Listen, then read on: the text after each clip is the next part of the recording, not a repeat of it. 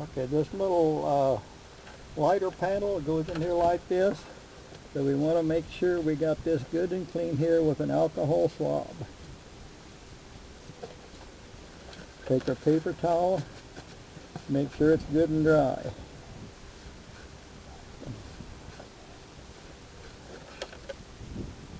Now we need to, before we get the switch glued on, we need to run these wires down through these holes.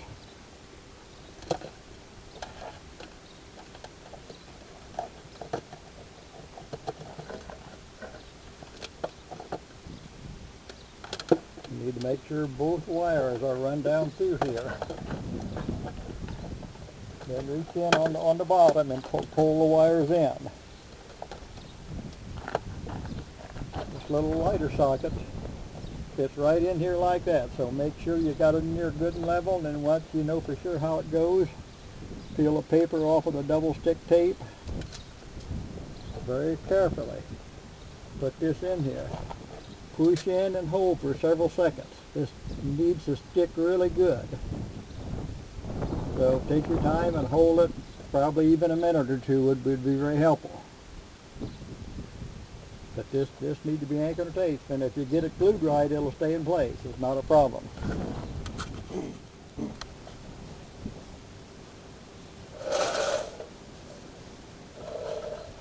Okay, our next step here is to take this airline assembly with your brass fittings.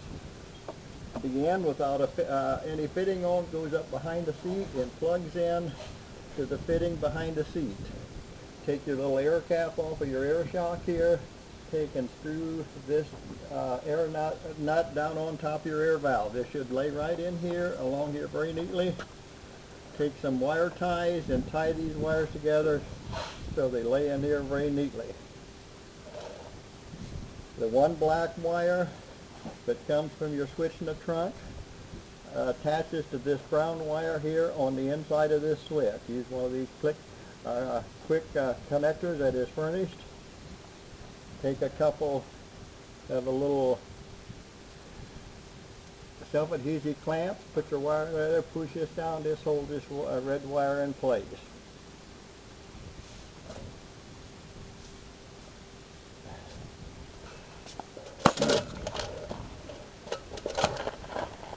Next, we reach in here and pull this little red cap off of your hot terminal. I took a pair of snips and cut a little notch out of it, and that's to go over the wire. Take the 6mm short screw that we put on here. Just go to push this down over here like this. Take a number 3 Phillips screwdriver and tighten this back up. Now we take the little notch that we cut out and put this back on here. So the little notch straddles the wire that I just hooked up in here. Take a couple of these little wire clips with the self-adhesive back. Got one right here.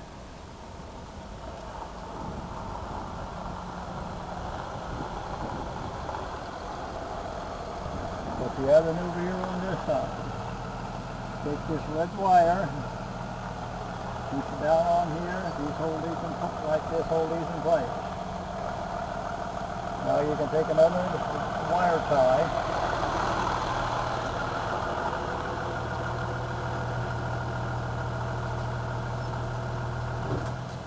Go on here. Fasten these off. We'll clip the extra little ends off later, but that's the basic of it, other than I got one wire here to hook up yet. Okay, our next step is take the template that has been cut out. Make sure you put the bend line here on the template right in the crease in the corner of the trunk. Make sure this lines up here as well as down here. Then in this case, since we're using the small bit, you really don't need the center punch. You can just take and just drill your hole right in here, right in the center of the circles.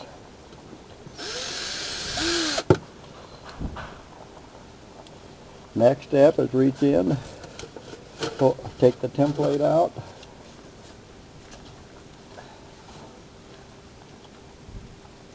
take the eye screws and screws them into the 3/32 hole that was just drilled. Drill them in as far as it'll go, or until it contacts the washer. And stop them both with the eye hook turned up, with the opening on the eye hook on top, even the bottom also.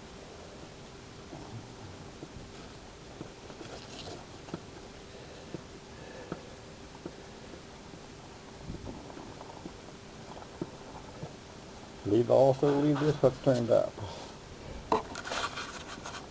Okay, we take the smaller of the two large air wings and we lay into this here cup hook or eye hook like this here. We take the little compressor, and you'll notice in your kit you got a piece of Velcro. So wrap this Velcro around your air hose and electric hose, and then take the larger of the air wings and O-rings and put her clear around it. And to take the 4 little pads that's included, take the paper off and stick them on the 4 little pads on the back of your compressor. That keeps the compressor from making any rattling noise. And this fits in here like this. If you've got your holes drilled accurate, it should fit right in here. Then take the O-ring, hook it right up here. That holds this little compressor exactly in place. Take a little air hose here, put it on as far as it'll go, and clamp this little lever tight. That hooks up the air wing to the cycle.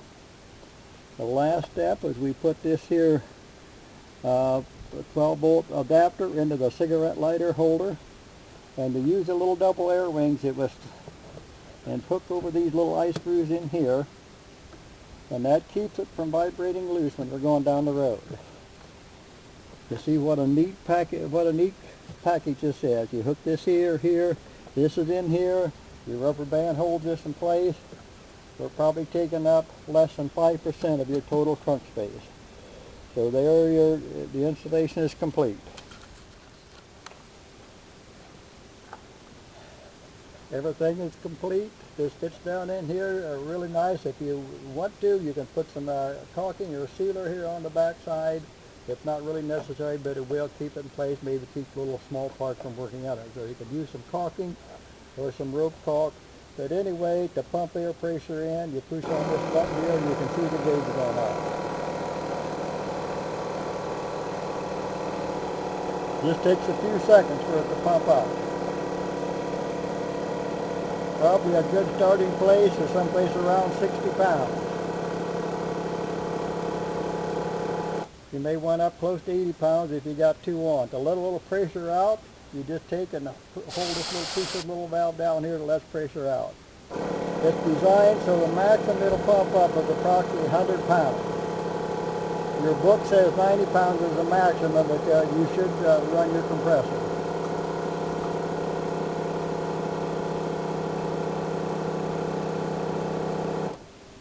There's up to 80 pounds. It's very simple. I'm sure you're going to love how it works. So we thank you and we appreciate your business. One added note, when I'm by myself, I run this probably about 60 pounds. When my wife's on the back, especially at night riding, if you've got this a little bit low, your low beam headlights will be shining into the people coming towards you. So a lot of times at night, I open the door. Now I don't watch the gauge, but you can tell when you're going down the road. You put a little more air in it, you'll immediately see your low beams coming down a little bit, so you're not blinding the people coming towards you.